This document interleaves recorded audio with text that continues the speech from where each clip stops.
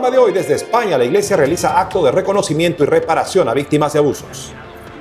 Cardenal colombiano en el sínodo pide no temer porque no se están tomando decisiones contra el Evangelio ni la tradición de la Iglesia.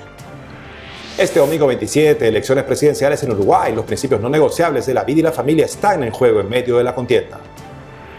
Y en Estados Unidos, Kamala Harris en campaña habla de las mujeres de las que dice sufren por restricciones al aborto, mientras que Donald Trump intenta atraer a los votantes cristianos con sus críticas sobre los atletas transgénero. En Bolivia, crisis social y económica con intereses políticos que promueven la polarización, mientras las agendas antivida y familia no descansan. Hablamos con representante de Plataforma Vida y Familia Bolivia. Hola Natalie, comenzando el programa. Así es, y muy contentos de empezar este noticiero con nuestros televidentes de los estudios en Lima, Perú. Gracias por acompañarnos en EWTN Noticias. Soy Eddie Rodríguez Morel. Bienvenidos, yo soy Natalie Paredes. En el día de San Juan Pablo II empezamos las noticias desde España, donde la Iglesia realizó un importante gesto de acercamiento y comprensión a las víctimas de abuso. Nuestro corresponsal Nicolás de Cárdenas nos cuenta. El cardenal José Cobo presidió el acto de reconocimiento a las víctimas de abusos celebrado este lunes en la Archidiócesis de Madrid. A las víctimas les aseguró que no se trata ni solo ni primordialmente de pedir perdón, sino de acoger, de reparar y de restituir e incluir su proceso y su vida en el corazón de la Iglesia. El arzobispo de Madrid explicó antes de iniciar el acto, cuyo lema fue "No queremos pasar página", que este no es un encuentro por las víctimas simplemente, es un encuentro con las víctimas. El purpurado también especificó que más allá del perdón, lo que se pretende es caminar con ellos, con su dolor, y abrir caminos nuevos dentro de la Iglesia Católica. No se trata de decir olvidamos y empezamos una nueva etapa, sino vamos a caminar con la sabiduría y la autoridad de las víctimas, con todo lo que ellas nos han aportado y nos están aportando. Con ese caminar y con ese bagaje es con el que queremos caminar como Iglesia. No podemos decir aquí no ha pasado nada, sino aquí ha pasado y queremos aprender desde su voz, desde su aprendizaje, por dónde actuar, en nuestras formas de estar, en nuestra forma de educar, en nuestras formas de estar presentes en la sociedad. El acto se dividió en 3 momentos diferentes. En la primera parte se escuchó la voz de las víctimas de abusos a través de textos redactados por ellas que fueron leídos por personas anónimas. En ellos se pudieron oír expresiones de hondo calado. No abusó solo una persona de mí, abusa una comunidad entera que lo permite. La culpa de que haya malos en la Iglesia es que haya buenos que no denuncian a los malos. Lo que hace daño a la Iglesia no es la denuncia, sino lo que pasa en ella. Los malos ganan cuando los buenos no hacen nada. Ya en el interior del templo se realizó un acto penitencial en el que el cardenal José Cobo, desde la cátedra situada en el presbiterio, compartió unas reflexiones que comenzaron dirigiéndose a las víctimas. Estáis en el corazón de nuestra Iglesia y ahí queremos que sigáis, aun cuando a veces no hemos sido responsables ni samaritanos con vuestro dolor. En su alocución reconoció la tardanza de la Iglesia en afrontar el escándalo de los abusos. Las lágrimas y las heridas nos han abierto los ojos para reconocer que no hemos cuidado a las víctimas, que no os hemos defendido y que nos hemos resistido a entenderos cuando más lo necesitabais. Lo sentimos profundamente. En este acto reconocemos que ha habido abusadores dentro de la Iglesia. Nos ha costado reconocerlo. Son lo opuesto a lo que pretendemos anunciar y hacer. Que los haya en otros sitios no nos sirve de ningún consuelo. Para concluir el acto, la Archidiócesis de Madrid plantó un olivo dentro del atrio de la catedral en un lugar visible, cerca de la calle. Antes de ser colocado, el cardenal Cobo explicó que el olivo con sus cicatrices muestra el verdor perenne y nos enseña que es posible el milagro del consuelo del aceite y de la vida que se abre paso cuando las raíces abrazan tierra firme. Al pie del olivo se ha colocado una placa con el texto "En memoria de todas las personas víctimas de abusos en nuestra Iglesia. Cada vez que lo hicisteis con uno de estos, conmigo lo hicisteis". Este olivo ha quedado plantado en la entrada de la Catedral de la Almudena como símbolo de paz y fuente del bálsamo que la Iglesia quiere ofrecer desde este momento a las víctimas de abuso. Desde Madrid, Nicolás de Cárdenas, EWTN Noticias. Y ahora nos vamos al Vaticano, donde obispos y laicos se reúnen en el sínodo que está en su semana final en torno a las mejoras para una iglesia más unida y consecuente con el Evangelio. Nuestra corresponsal Paola Arriaza informa. Beatitudine, eminenze, eccellenze, cari fratelli e sorelle, carissimi giovani. Irradiaciones del Espíritu de Cristo. El Sínodo de la Sinodalidad comenzó con la visión del Papa Francisco de una iglesia de la escucha y alcanzó su punto clave durante esta sesión de octubre en Roma. La primera reunión en 2023 duró un mes y convocó a 365 participantes de todo el mundo, escogidos personalmente por el Papa Francisco. Por primera vez, el pontífice dio voz y voto a mujeres y laicos en un sínodo de la Iglesia. Los 344 miembros con derecho a voto aprobaron por mayoría de 2/3 un informe que resumía las reflexiones de cada semana. En las 42 páginas del documento se abordaron muchos temas, entre ellos vida y misión de la Iglesia, en particular la toma de decisiones, un mayor papel de la mujer en la Iglesia, aunque sobre la controvertida cuestión del diaconado femenino recomendaron un estudio más profundo. Mayor responsabilidad de los obispos en cuestiones financieras. Nuevos ministerios para los laicos, como un ministerio de ayuda a las parejas casadas y quienes se preparan para el matrimonio. Reuniones de líderes eclesiales para hacer de la sinodalidad una parte permanente de la vida en todos los niveles de la Iglesia. El arzobispo Anthony Fisher de Sydney, Australia, lamentó el enfoque en temas controversiales en lugar de buscar maneras de atraer a la gente de vuelta a la fe. Algunas de las preguntas candentes de las que tanto se habló a lo largo del mes no se abordaron directamente en el informe final. Por ejemplo, en el documento no se utilizó el término LGTB. Tampoco se menciona la bendición de parejas del mismo sexo. El gran problema de la Iglesia hoy en día en las culturas que conozco es el aumento de los no, de los que dicen que no tienen fe, en el sentido de que marcan la casilla de no a la religión. La mitad de los jóvenes dicen que no tienen fe. Esto es mucho más serio que el porcentaje de mujeres que quieren ser diáconos. Es trivial cuando se observa la enorme pérdida de fe que estamos viendo en esta generación.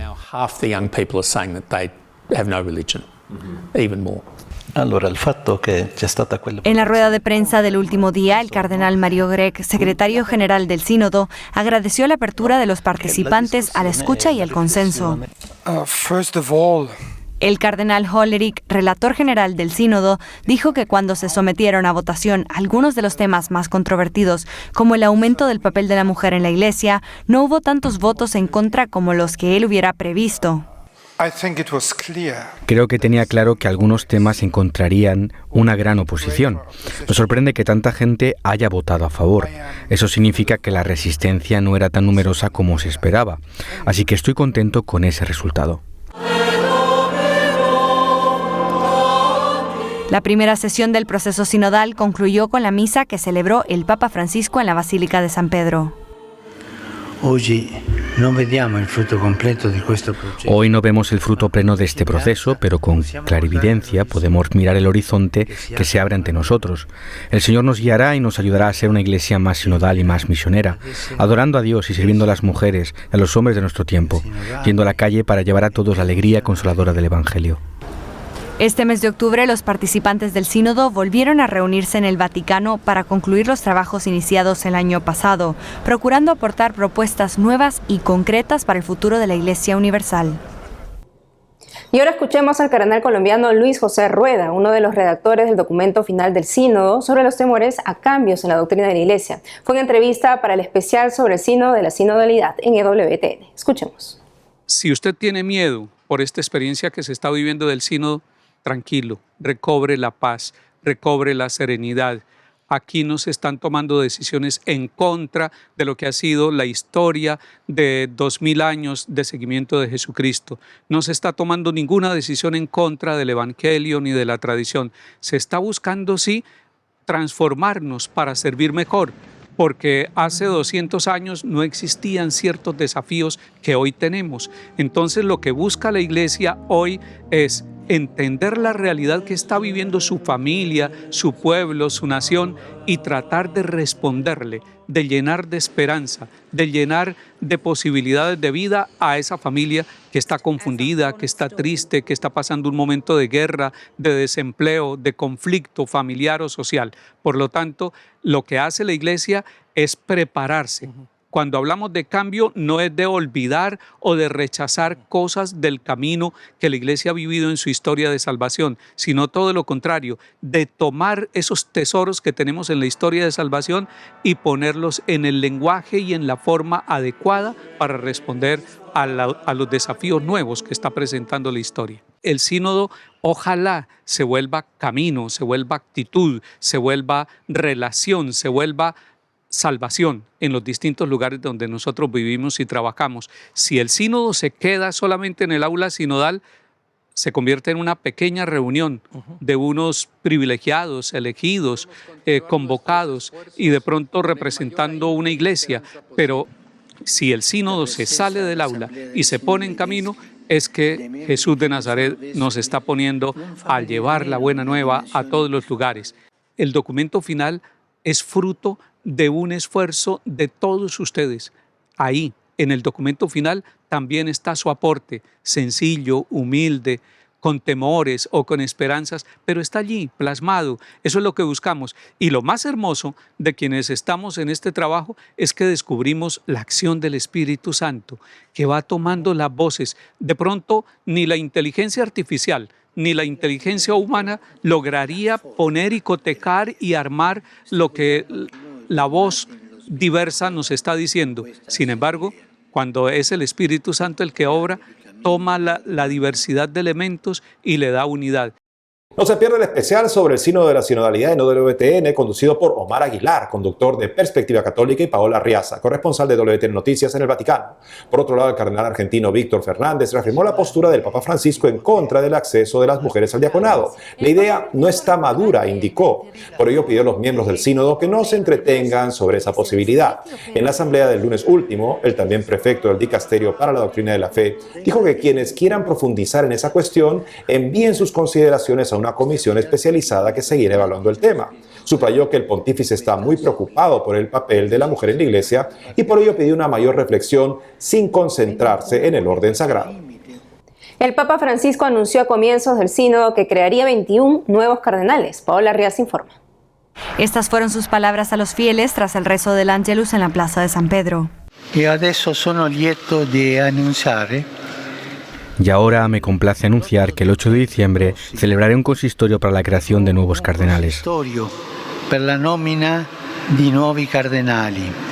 Los nuevos cardenales electos, que actuarán como principales asesores del Papa, proceden de 18 países pertenecientes a 6 continentes. Entre los nombres más destacados está el del padre Timothy Ratcliffe, antiguo maestro de la Orden Dominica.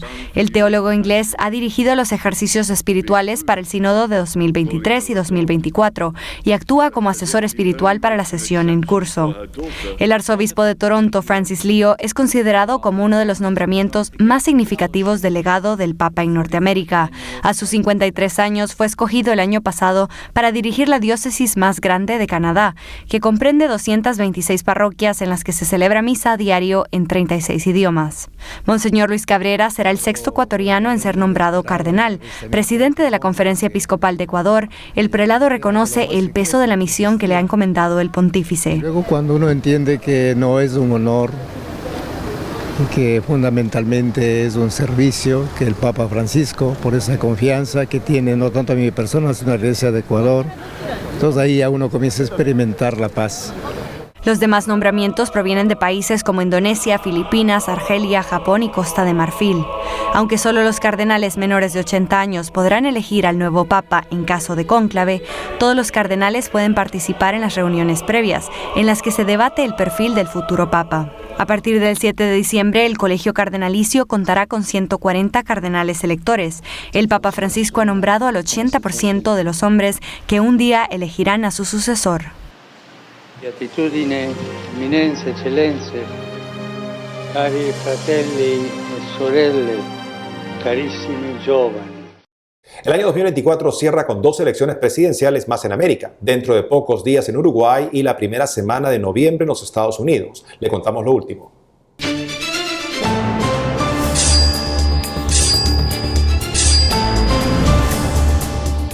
A 5 días de las elecciones en Uruguay este 27 de octubre, los 2 principales candidatos presidenciales cierran hoy su campaña electoral. La coalición de izquierdas, Frente Amplio, con su candidato Yamandú Orsi, lidera las encuestas y alcanzaría el 44% de los votos frente al 24% del oficialista Partido Nacional con su candidato Álvaro Delgado. El Frente Amplio supera en todos los casos el 40%, pero con las posibilidades de un triunfo en primera vuelta o de alcanzar la mayoría parlamentaria como incógnitas, según las principales encuestadoras del país. En la jornada se medirá 11 partidos y para ganar en primera vuelta hace falta conseguir más del 50% de los votos de un electorado de 2,7 millones. Escuchemos al político Carlos Iafiliola, miembro del Partido Nacional.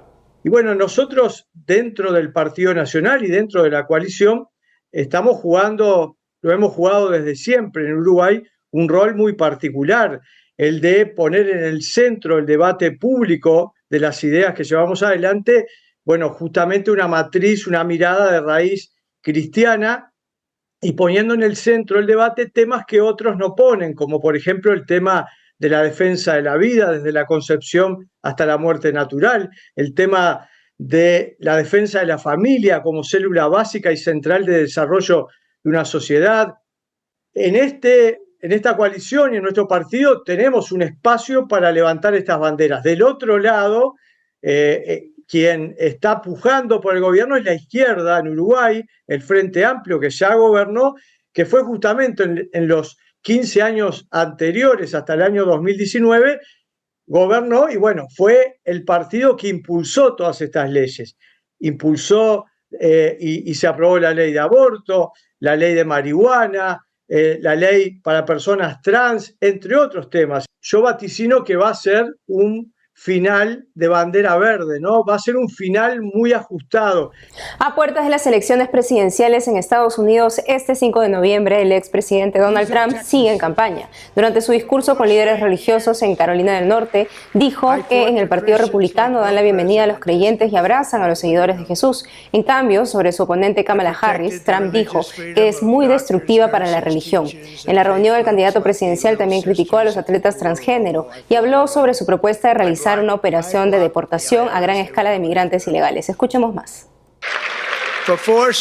Durante 4 años consecutivos luché por los cristianos como ningún presidente lo ha hecho antes. Ustedes lo saben. Protegí la libertad religiosa de los médicos, enfermeras, maestros y grupos religiosos como las Hermanitas de los Pobres. Pero cuando miro hacia atrás en el recorrido y los acontecimientos de mi vida, ahora reconozco que ha sido la mano de Dios que me ha guiado hasta donde estoy hoy. Fe adquirió un nuevo significado el 13 de julio en Butler, Pensilvania, donde caía al suelo básicamente por lo que parecía una mano sobrenatural. Y me gustaría pensar que Dios me salvó con un propósito, y ese es hacer que nuestro país sea más grande que nunca. En Wisconsin, la vicepresidenta Kamala Harris, candidata del Partido Demócrata, habló de las mujeres de las que dice sufren por restricciones al aborto. Expresó su preocupación porque cada vez tienen menos acceso a la atención reproductiva. La vicepresidenta de Estados Unidos también calificó a su rival republicano Donald Trump como cada vez más inestable, poco serio, y afirmó que si vuelve a ser presidente, las consecuencias serían brutalmente graves. Fueron así sus palabras. Escuchemos. He hablado con varias personas que se oponían al aborto y siguen oponiéndose a él, pero no tenían intención de que se produjera el daño que estamos viendo. Y creo que a medida que se tomó esta decisión y vemos el daño, hay cada vez más personas que están de acuerdo en que no debería ser el gobierno el que tome esta decisión por las mujeres y sus familias. Y la forma en que abordaremos esto es que, en última instancia, el Congreso debe aprobar una ley que restablezca esas protecciones y debemos estar de acuerdo en que en nuestra sociedad no deberíamos tener leyes que traten a las personas de una manera que esté causando tanto daño.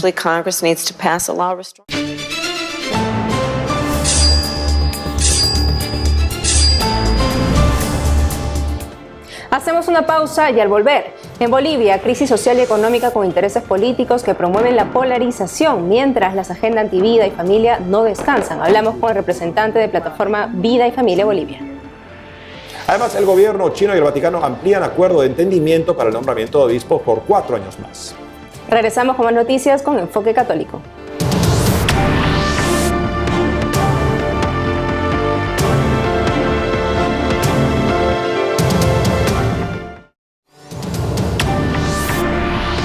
Y en Bolivia, los obispos, en un reciente pronunciamiento, piden no perder las esperanzas frente a la crisis social, económica y política que atraviesa el país, con las largas filas en los surtidores, los precios altos en los alimentos de la canasta familiar y los que se creen ser dueños de todos los bolivianos, además de los enfrentamientos entre los seguidores del expresidente Evo Morales y el actual presidente Luis Arce.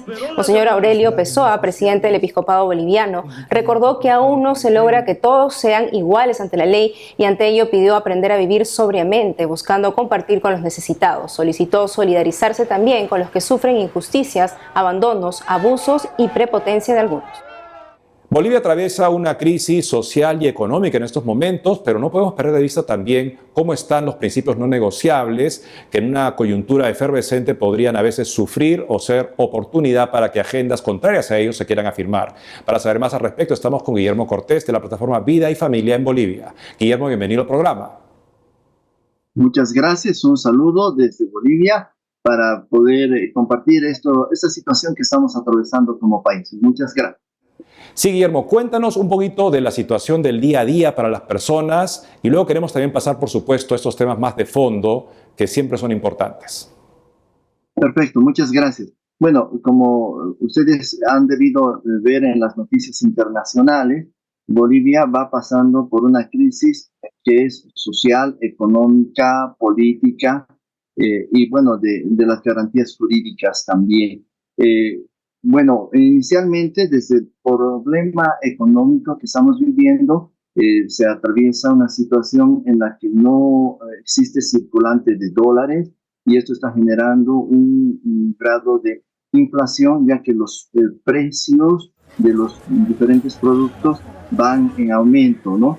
Y bueno, si bien el precio internacional de los productos importados se mantiene, el problema está en que el dinero boliviano va subiendo el costo local y hace que se encarezca.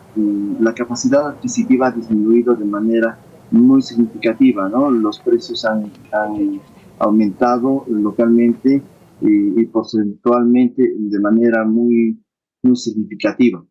Esto obviamente ha generado también que la sociedad tenga que tomar algunas medidas. Tenemos también una crisis respecto al tema energético, sobre todo con los hidrocarburos, ya que, bueno, Bolivia tiene un costo subvencionado del producto que lo importa y lo subvenciona, y eso significa también una dificultad para poder adquirir actualmente el tema de la gasolina, y se tienen largas filas, ya que existe siempre el temor de que se acabe la gasolina y los autos no puedan circular, entre otras cosas. Desde el punto de vista social, vemos que existen sectores sociales que sobre todo preponderan su interés de grupo o de sector y no se tiene esa mirada de velar por el bien común de la sociedad boliviana, y esto está generando muchos conflictos, polarizando posturas, y a esto se añade la situación política partidista. Sabemos que existe un partido de gobierno que viene con la misma sigla de la gestión anterior, pero con nuevos actores. Entonces se ha dividido entre los que apoyan al anterior gobierno de Evo Morales y los que apoyan al actual gobierno de Luis Arce Catacora. Y en esa división y ese conflicto entre los dos bandos del mismo partido está afectando a la población, ya que se tienen manifestaciones que se plantean como bloqueos, entre otras cosas. Uno de sus objetivos, de los que apoyan al anterior presidente, es que se lo habilite para que pueda participar en las nuevas elecciones, y esto es lo que está generando una tensión, ya que evidentemente existen motivos suficientes para que no pueda ser habilitado. Sin embargo, existe una presión social que pretende inclinar o digamos, modificar la legislación para que se lo pueda habilitar, y obviamente eso desde el punto de vista legal y jurídico no es admisible, ¿no? Y esto es lo que está generando el conflicto social. y también hay una polarización campo-ciudad. Guillermo, cuéntanos cómo están dentro de esta coyuntura los principios no negociables que lamentablemente pueden aprovechar este tipo de desorden, intereses ajenos a la vida y la familia para promoverse. Bueno, actualmente respecto al tema de la vida, se sigue insistiendo en esto de pretender legalizar el aborto. Se ha anunciado por medio de una senadora que se presentará un proyecto de ley sobre derechos sexuales y reproductivos que incluye la mal llamada interrupción legal del embarazo, que obviamente es una figura inconstitucional de acuerdo a la legislación boliviana vigente. Y por otro lado, se pretende atacar a la familia mediante otros proyectos de ley, como uno que hace referencia a la eliminación de la figura de estupro y la incorporación del consentimiento como un tema obligatorio ante la figura de violación. Pero en este último caso, no solamente referido a los menores de edad, sino también aplicado a todas las edades.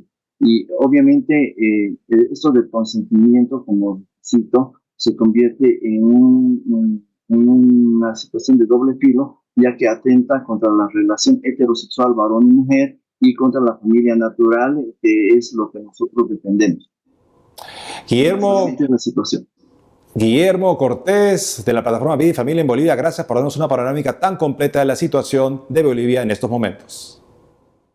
Muchísimas gracias por la invitación y es un honor acompañarlos en el programa para informar acerca de lo que está sucediendo en Bolivia y la situación sobre los temas no negociables también. Y el Vaticano anunció este martes que ha renovado por 4 años más su acuerdo con China para el nombramiento de obispos, informa Así Prensa. El mismo incluye una comisión conjunta entre el gobierno chino y el Vaticano para nombrar obispos, supervisado por el secretario de Estado Vaticano Pietro Parolin, según dijo el Papa Francisco en 2023. La renovación se produce días después de que un informe del Instituto Hudson detallara cómo 7 obispos en China fueron detenidos sin el debido proceso, mientras que otros obispos sufrieron intensa presión, vigilancia e investigaciones policiales desde que se firmó por primera vez el Acuerdo Vaticano en 2018. El tratado fue un intento del Papa Francisco de superar las diferencias de larga data sobre el control de la Iglesia en China. Las relaciones del Vaticano con China se cortaron hace más de 7 décadas cuando el Partido Comunista llegó al poder. Escuchemos al portavoz del Ministerio de Relaciones Exteriores de China. Desde que se firmó el acuerdo provisional sobre el nombramiento de obispos entre China y el Vaticano en 2018, se ha prorrogado 2 veces, en 2020 y 2022 respectivamente. Ambas partes han elogiado la consecución de la aplicación del acuerdo. Tras una consulta amistosa, las 2 partes han acordado prorrogar el acuerdo por otros 4 años. Las 2 partes mantendrán el contacto y el diálogo siguiendo un espíritu constructivo y seguirán impulsando la mejora de las relaciones entre China y el Vaticano. Y eso es todo por hoy, amigos. Gracias por haber estado con nosotros. Ya saben que pueden seguirnos en nuestras redes sociales y en ewtnnoticias.com. Hasta mañana.